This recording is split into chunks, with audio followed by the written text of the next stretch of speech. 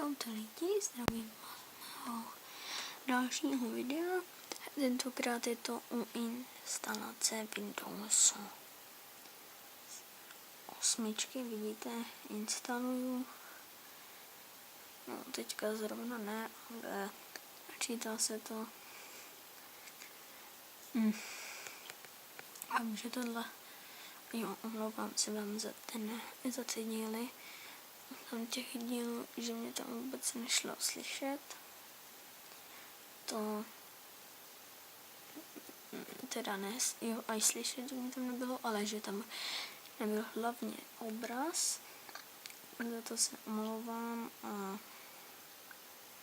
tak. Co bych vám ještě řekl? Už asi nic. Já budu končit a mějte se a čau.